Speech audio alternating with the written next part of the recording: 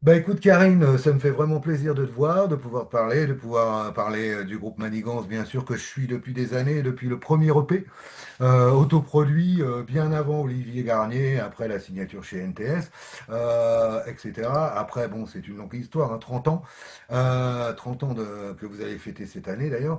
La première question que j'ai envie de te Oui. poser, c'est tout simplement de te présenter. De présenter un petit peu le groupe et puis ton histoire au sein de Manigance. Ben, je me présente donc Karine Pinto. Je suis la chanteuse de Manigance, l'actuelle. J'ai remplacé Didier Delso en 2018. Manigance a 30 ans, effectivement. C'est une longue histoire, en fait. Et il y a eu pas mal de changements de line-up, mais c'est un peu normal en même temps parce que c'est un groupe qui dure dans le temps et qui ne s'est C'est jamais ça. arrêté de Mhm. travailler et de proposer de nouvelles choses. Et c'est un groupe de power, heavy metal, avec un chant en français, voilà, qui défend plein de sujets d'actualité. Voilà, on en parlera Voilà. parce que c'est toi qui écris les textes, bien sûr, depuis 2018 à peu près, enfin un petit peu après. La première question que j'ai envie de te Oui, c'est ça. poser, Mm. c'est par rapport bah, vous avez joué à Paris, hein, il y a pas très longtemps avec ADX, c'était en avril dernier, donc il y a quelques mois. Au petit bain, ouais. Ouais, au Petit Bain, un super concert. Quel souvenir tu gardes de cette date parisienne avec aussi j'allais dire des vétérans du métal comme ADX, qui eux aussi sont toujours là.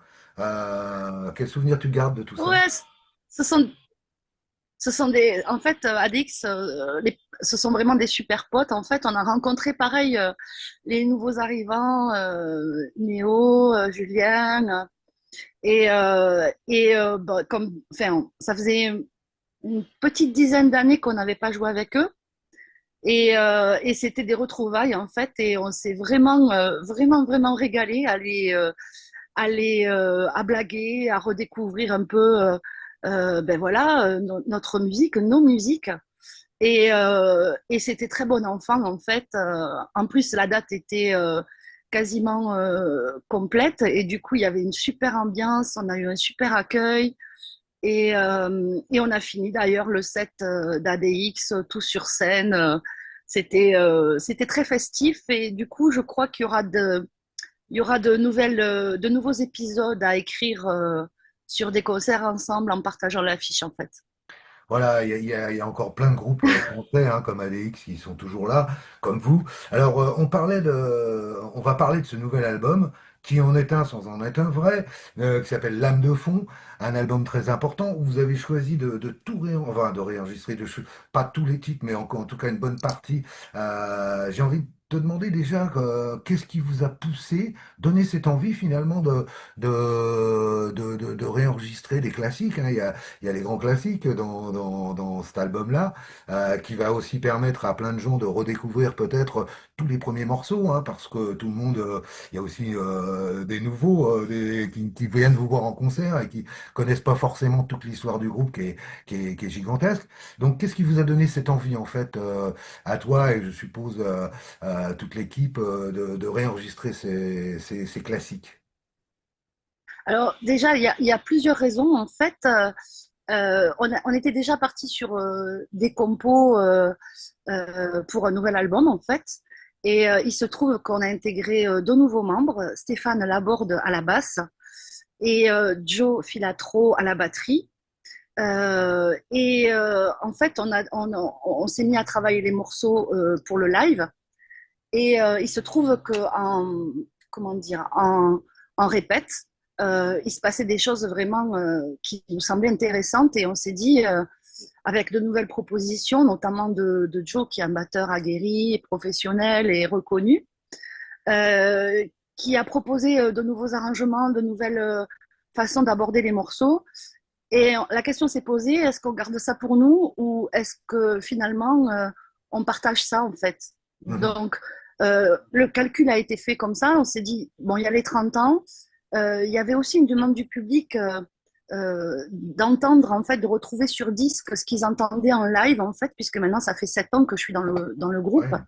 Et donc les morceaux, évidemment, les anciens morceaux, on les défend toujours. Mais effectivement, c'était avec au moins ma voix. Et certains voulaient entendre ces morceaux-là avec ma voix. Du coup, ça répondait aussi à une demande. Il y avait aussi un autre aspect, c'est que comme on a intégré Stéphane et Joe, ça nous permettait la sortie d'un best-of pour les 30 ans, vraiment, comment dire, réarrangé, retravaillé, euh, avec les envies actuelles et puis toute l'histoire du groupe.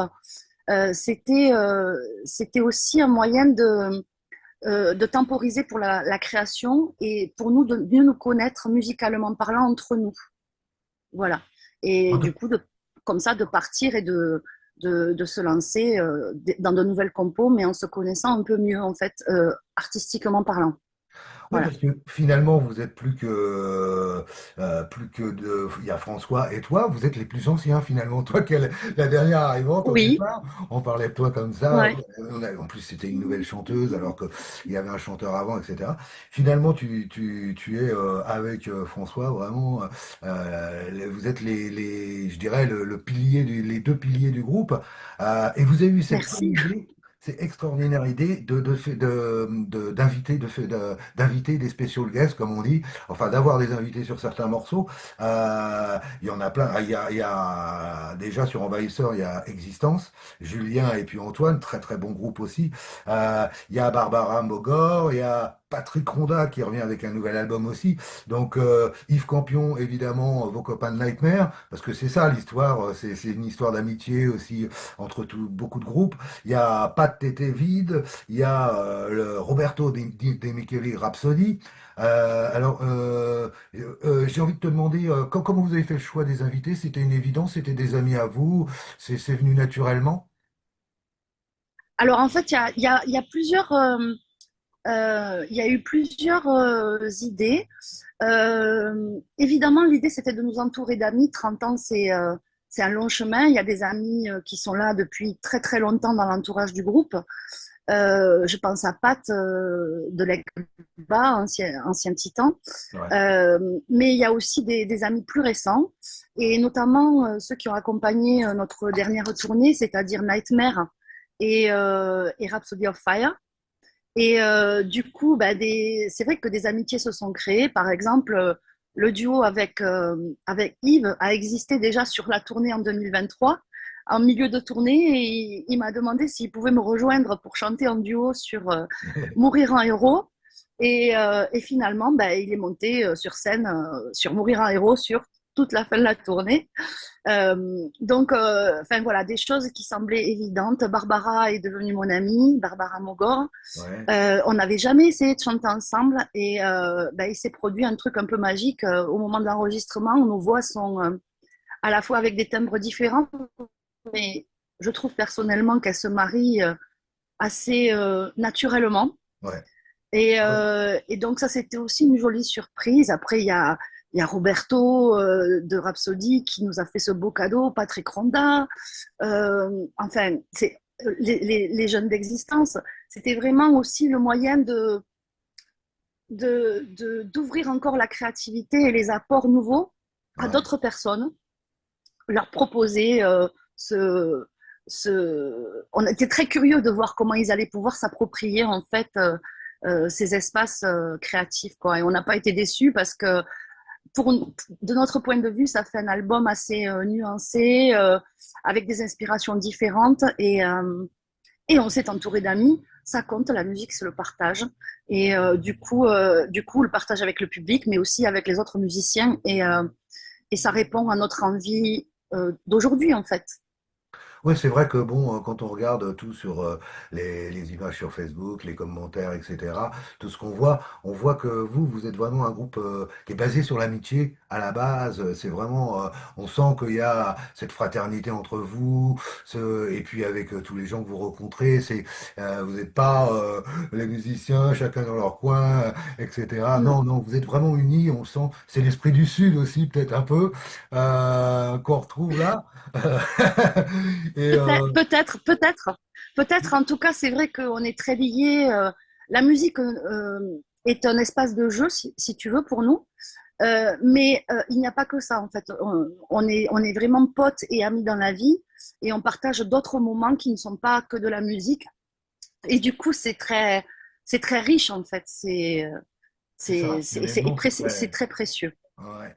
Alors, du je coup. voulais parler de ce, parce que ça vient de sortir, Damoclès, nouveau single, avec la vidéo, avec Barbara. Il y a beaucoup de monde dans la vidéo. Et surtout, c'est aussi un hommage au guitariste Bruno Ramos. Bruno Ramos. Voilà, qui Mm. était avec vous, qui a fait 22 ans avec vous. Ça, on le voit dans tout le clip, hein. Vous dédiez tout le clip à Bruno. D'abord, j'avais envie de te demander, est-ce que tu l'as bien connu? Je sais que quand tu es arrivé, il était là, un peu, puis il est reparti, et il est parti vers Sortilège. Quel souvenir tu gardes de lui? Euh, j'ai eu la chance de partager beaucoup de choses avec Bruno. Bruno est un de mes meilleurs amis, en fait. Être proche est probablement pas suffisant. C'est pour ça que j'ai toujours beaucoup d'émotions à parler de lui, de notre amitié. Je comprends, hein. Euh, euh, Bruno a bien sûr été un des piliers fondateurs du groupe et c'est un musicien extraordinaire, mais c'était encore plus un homme extraordinaire en fait. Euh, il a, il a vraiment accompagné tous mes pas dans le manigance, en particulier les premiers, euh, où l'accueil d'une nouvelle voix était un peu compliqué et il a toujours été d'un soutien précieux à chaque instant. Et sur la tournée qu'on avait partagée avec Mirat, euh, il était là à tous les instants pour moi en fait. Donc Mhm. et, voilà, c'est une relation très proche. C'est un homme pas ordinaire et et j'ai très envie de encore plus de défendre l'histoire du groupe aussi pour lui rendre hommage en fait. Mhm. Voilà. Ouais, Et on s'est jamais quitté en fait,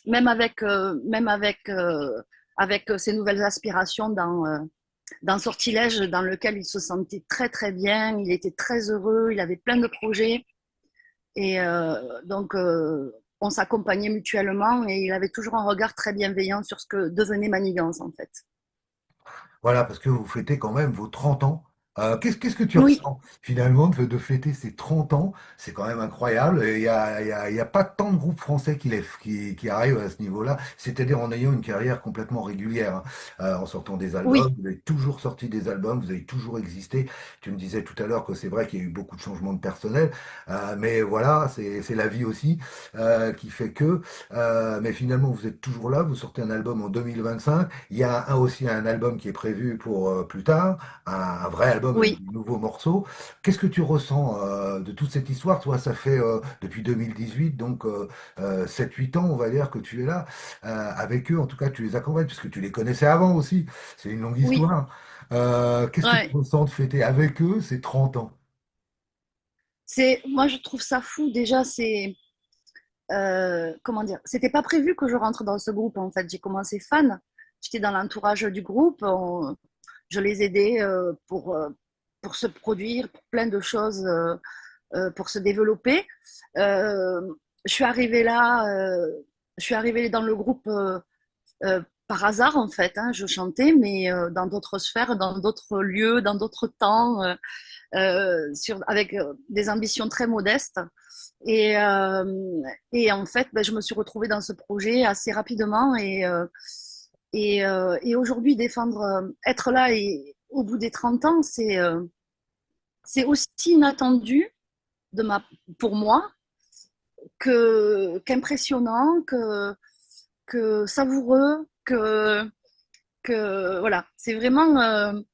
Je profite de chaque instant, de chaque moment, de chaque période de composition, de scène, de partage, comme un cadeau incroyable en fait. Donc j'ai toujours cette candeur et cette admiration pour la musique que mes troubadours, comme j'aime à les appeler, font quoi. Voilà. C'est vrai que c'est une belle histoire. Et c'est vrai que quand tu es arrivé en 2018, c'était pas évident parce que voilà, hein, t'étais d'abord personne ne te connaissait vraiment. Mm. Euh, faire suite à Didier qui était en quelque sorte la voix de Manigance. Ça a été compliqué ton intégration au départ. Il a fallu du temps pour que finalement tu sois accepté par tout le monde et que ça se passe bien.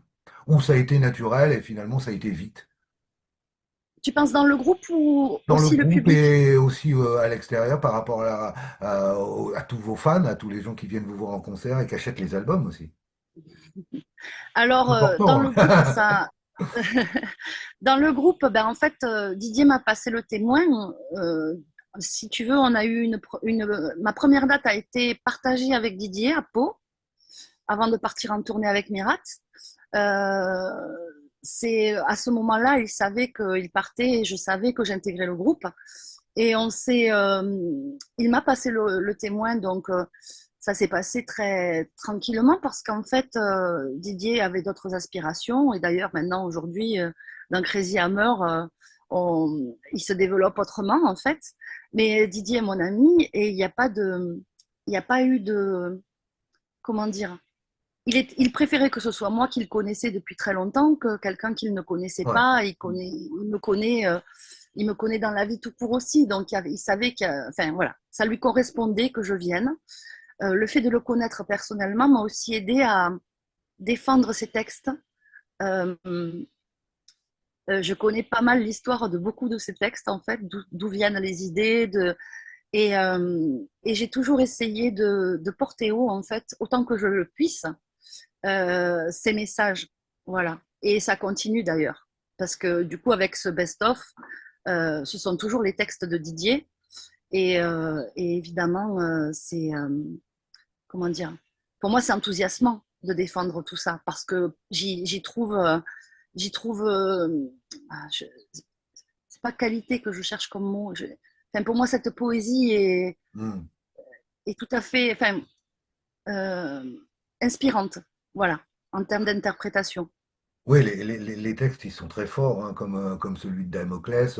Si on le lit bien, on voit très bien. Mm. Voilà, c'est puissant. Il y a beaucoup de textes comme ça qui sont forts. Toi aussi, hein, tu écris des textes qui sont puissants, que tu essayes quels sont les domaines qui te motivent? Ben, on parlait du prochain album, là. Je suppose que tu commences à y penser un petit peu. Peut-être que vous êtes bien avancé, Oui. on ne sait rien. D'ailleurs, vous en êtes où exactement? Là, vous avez déjà travaillé sur des nouveaux morceaux? Il y a 5-6 compos qui sont en cours d'élaboration. En fait, on en commence toujours plusieurs. Plusieurs. Ouais. Euh, on n'en est pas encore à l'écriture des textes, mais mes inspirations sont nombreuses, en fait. Euh, S'il y avait une différence un peu avec Didier, c'est plus que ce qui m'intéresse beaucoup, moi, à exprimer, c'est plus dans les relations humaines, en fait, Mhm. que peut-être je sais pas, d'autres choses Et un peu plus extérieures. C'est plus de l'introspection, en fait, et de comment humainement, selon les situations qu'on rencontre, en général plutôt compliquées, parce que le métal, c'est quand même la colère, des sujets un peu il y a aussi de qui l'émotion animent, en tout dans cas. le métal. Hein, Il y a tu des vois? balades où il y a beaucoup d'émotions, etc. On dit souvent que les groupes de métal, en général, sont très très doués pour les balades. Euh, Ouais. oui, oui, oui, c'est vrai que tu as toujours eu des textes qui sont peut-être oui, plus introvertis, qui sont plus en rapport avec toi, évidemment.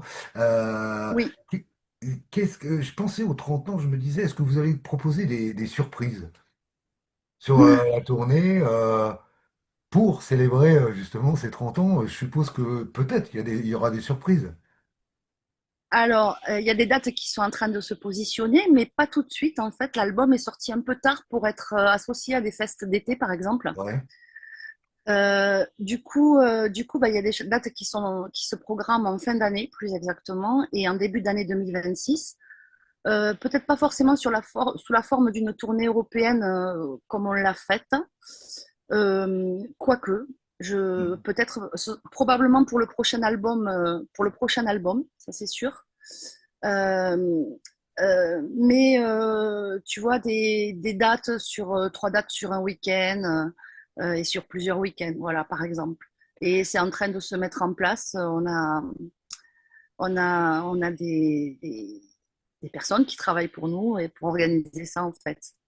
Voilà. Est-ce que, Mais ce ne sera pas là sous la... non, c'est Pardon. juste, excuse-moi, juste une petite question. Est-ce que Didier fera des apparitions? Est-ce que vous y pensez en tout cas? En tout cas, c'est pas exclu, et si jamais ça se faisait, ce serait une surprise. Mais en même temps, ce serait pas sur toute la France ou sur toutes les dates parce Hmm. que ses ambitions sont plutôt locales et régionales que nationales ou étrangères. On va le dire comme ça. D'accord, donc ça sera plutôt dans le sud si il vient vous faire un petit coucou. En tout cas, ça serait Je suis magnifique. désolée. Ça serait magnifique. Déjà, on aura les vidéos. Tu me parlais tout à l'heure, Ou alors, oui. il faudra descendre dans le sud pour quelques vacances. Ah, voilà, C'est ça c'est très une bonne agréable idée aussi. aussi. Hein. C'est pas une mauvaise idée.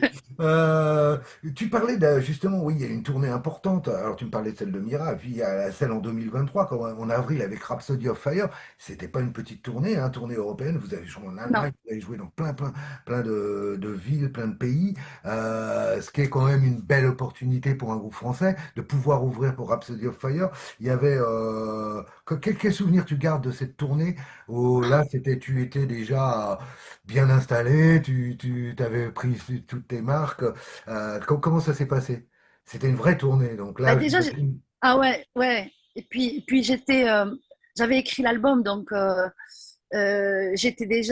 je venais défendre mes bébés, quoi. Donc euh, c'est vrai que j'ai pas vécu la tournée de la même manière que la première.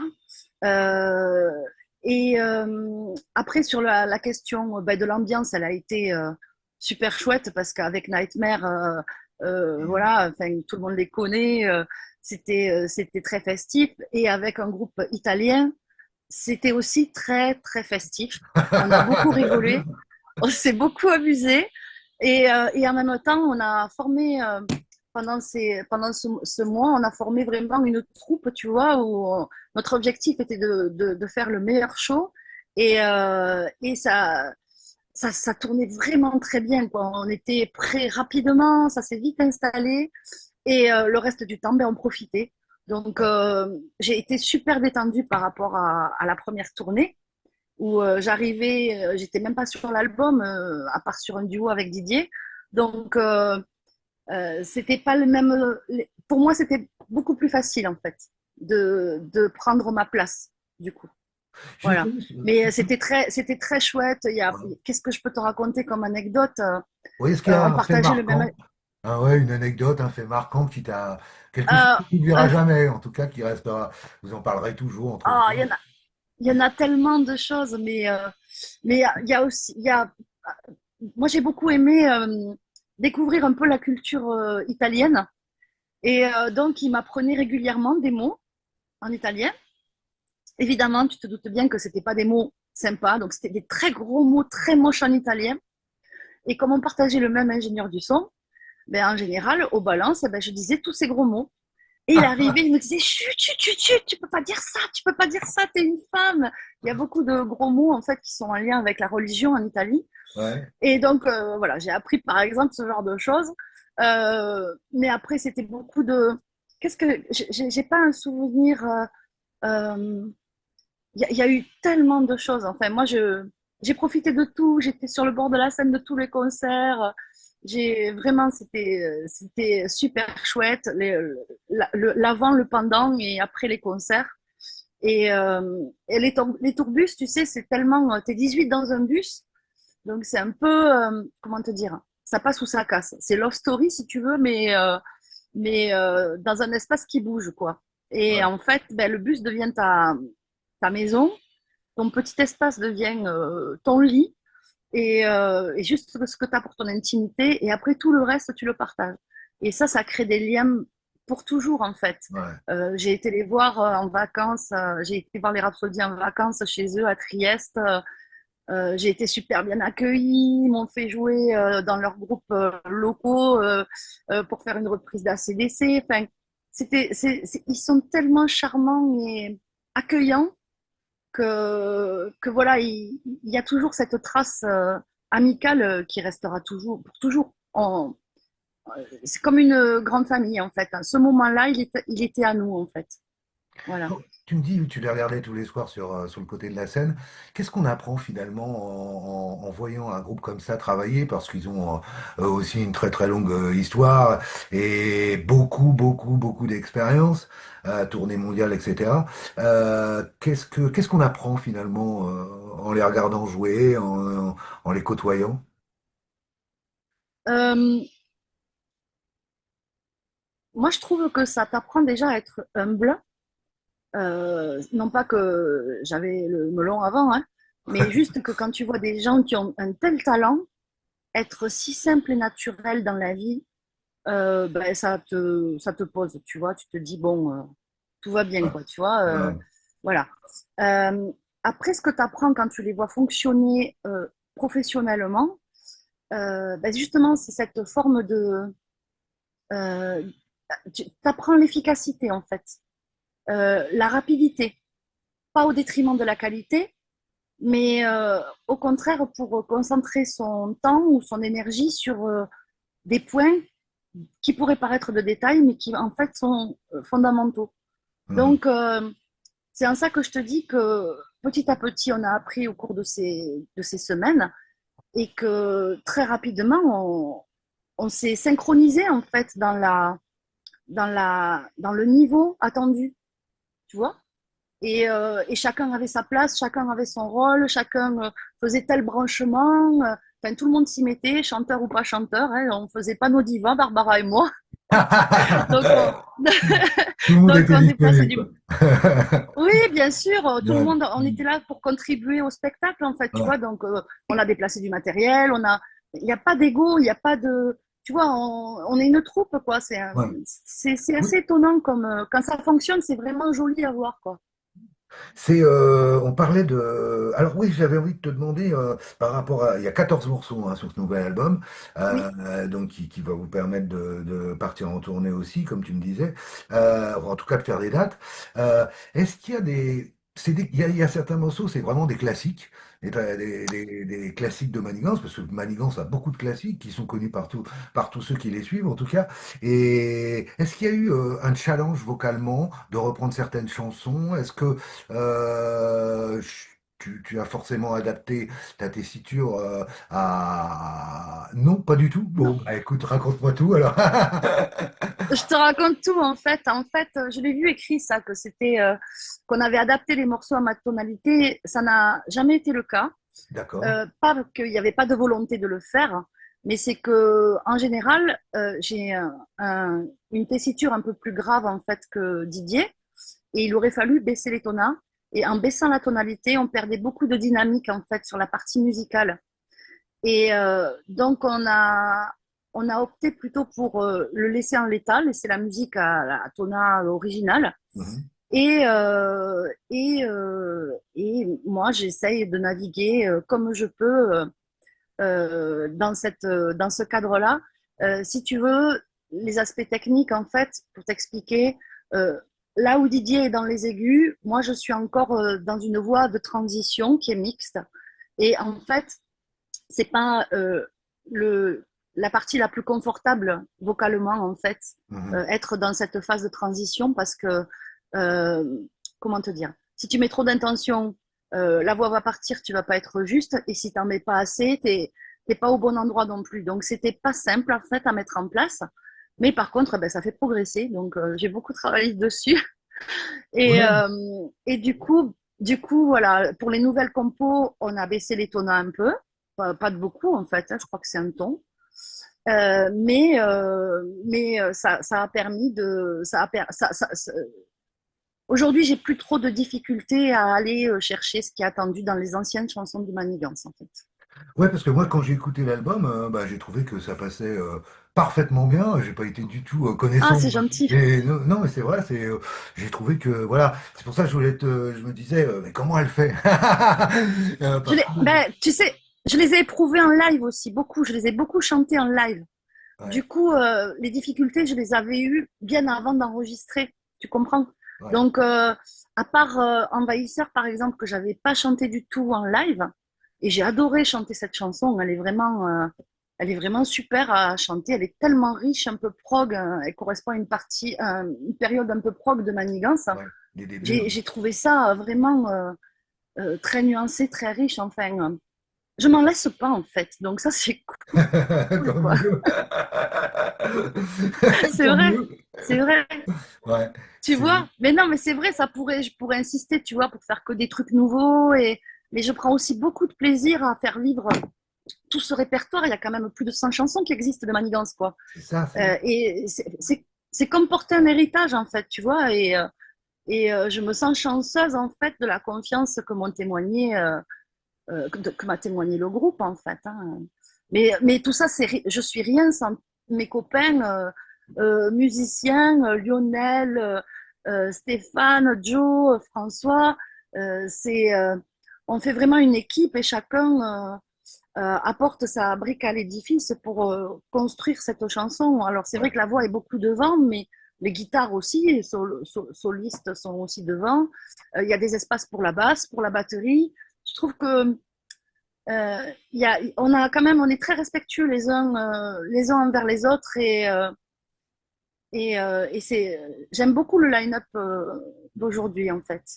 Oui, c'est ça qu'on remarque tout de suite et que ce soit à l'écoute ou que ce soit, c'est qu'il y a une grosse unité entre vous, hein, même dans les clips, Mm, partout, même sur scène, hein, il y a plein de vidéos qui circulent, il suffit d'aller les voir et on se rend compte que vous êtes vraiment très unis et ça fait plaisir. D'avoir un groupe français comme ça qui est uni, comme tu disais, et qui sont des amis en fait. Je voulais te parler ouais, il y a eu cet album que tu as enregistré donc en 2022 et vous avez fait une version anglaise ou américaine, anglaise, oui, The Shadow Balls. oui. Qu'est-ce que Mm, tu retires de cette expérience? Parce que c'est la première fois que tu enregistrais en anglais. Puis c'est la ouais, première fois aussi Manigance le faisait, hein. Il y a quelques groupes français qui l'ont fait il y a très longtemps, dans les années 80, dont Sortilège, qui faisait systématiquement une mm. version anglaise de son album. C'est pas évident, c'est un risque, souvent on le dit. Comment ça s'est passé pour toi? Ben en fait, moi je me nourris de tout est nouveau pour moi, donc je suis comme un enfant candide, les yeux écarquillés et voilà, j'y vais. J'ai pas trop peur, bizarrement, mais j'y vais. Et donc oui, j'ai proposé une adaptation anglaise des paroles que j'avais écrites en français. Euh, Moi, j'ai trouvé que c'était un jeu assez intéressant, même si l'anglais ne permet pas d'avoir les mêmes accents toniques qu'en français, en fait. On ne peut pas mettre les intentions et la Ouais. puissance, en fait, de chaque mot parce que l'articulation est beaucoup plus lisse, en fait, qu'en français. Ce serait un peu comme, tu vois, le français, on pourrait le rapprocher plus de l'allemand que de l'anglais, quoi. Dans la façon, tu vois, avec les R, les te, be, très percutants, en fait. Ça, on a un peu de mal à le retrouver en anglais. Et du coup, de mon point de vue, ça lisse un peu l'interprétation, en fait, Mhm. derrière. Et donc, bon, on arrive à une autre proposition. Certains vont préférer, d'autres vont pas aimer. En même temps, ça reste des propositions. On n'est pas tous obligés d'écouter toutes les versions. Moi, ça m'a beaucoup amusé de le proposer.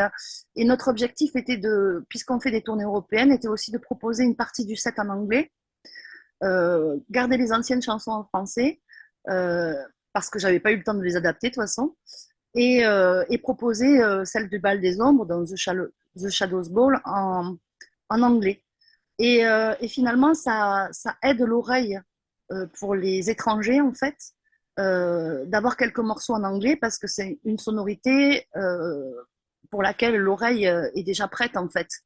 Il n'y a pas besoin, tu vois, d'un quart d'heure Mhm. d'adaptation. Voilà, c'est ce qui nous avait été, entre guillemets, reproché sur la première tournée. Mhm. C'est de chanter tout en français.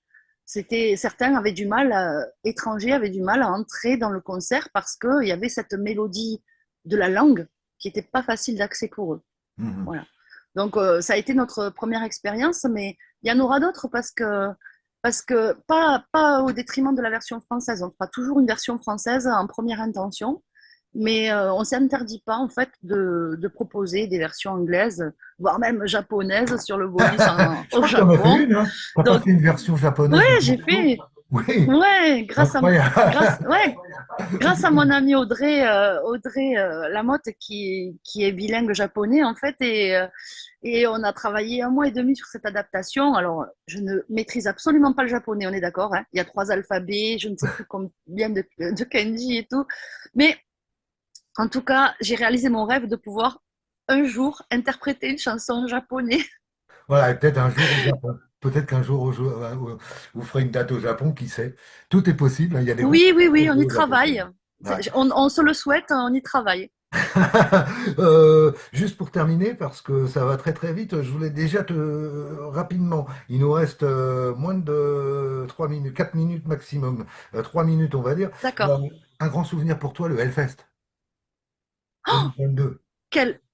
Ah oui. Ah, alors ça aussi, c'était une aventure, c'est très inattendu. On a su 15 jours avant qu'on jouait au Hellfest. D'accord. On était sur liste d'attente en fait, et on l'ignorait bien sûr, on ne le savait pas. Un groupe américain s'est désisté pour des questions de Covid 15 jours avant. Et on nous a dit, vous y allez pas, vous venez pas. Bien sûr, on a dit, on vient. Ouais. Et donc 15 jours pour se préparer, 15 jours à réfléchir, à se mettre en condition. Et c'est passé comme une fulgurance, une demi-heure, un peu avant midi, devant beaucoup, beaucoup de monde. Et, mais c'était une expérience incroyable. Enfin, j'étais jamais allée au Hellfest, en fait, même pas en tant que public. Et donc, je l'ai découvert vraiment depuis l'autre côté. Et quand j'ai vu tout ce monde, c'est impressionnant, c'est impressionnant. Et pendant quelques jours avant, j'avais eu un peu de mal à manger et dormir. Donc, Mhm.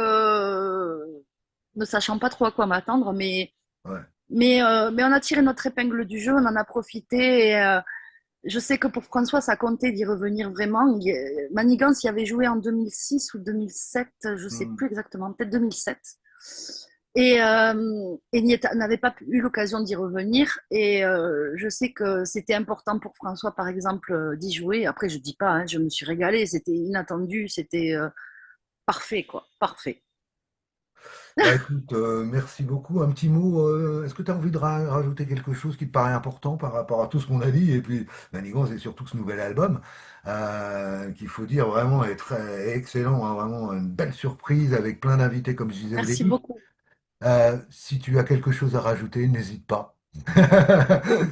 Euh, j'ai envie de dire, c'est souvent ce que je dis quand on me pose la question d'interview. Euh, ce serait bien que tous les gens pensent qu'aujourd'hui la musique c'est difficile en fait de pouvoir. Je parle pas d'en vivre hein, parce qu'on ne vit pas Manigance ne vit pas de la musique, juste de pouvoir produire de la musique. Nous, on se sert en fait de ce qu'on fait en live, parce qu'aujourd'hui, les disques ne ramènent pas assez d'argent pour produire un album sur l'autre, en fait. Donc, tout l'argent qu'on fait est réinvesti dans le groupe pour le prochain album. Donc, vraiment, faites vivre la musique live. Déplacez-vous, allez sur des festes, allez sur des concerts, des petits concerts. Le spectacle vivant, vous le ferez vivre aujourd'hui uniquement en vous déplaçant. Des fois, c'est des petits concerts où l'entrée est gratuite, où c'est 5 euros. Enfin, c'est même pas une question forcément d'argent, hein. Le Hellfest, aller au Hellfest, ça coûte cher. Aller se déplacer pas loin de chez soi, c'est aussi contribuer au spectacle vivant. Donc, allez partager la musique avec les gens, déplacez-vous. Voilà, c'est s'il vous plaît, quoi, pour que les groupes aient, qu'il y ait toujours ces moyens d'expression, cette liberté et cette France qu'on connaît et qu'on aime avec tous ces groupes riches d'expression et de culture, en fait.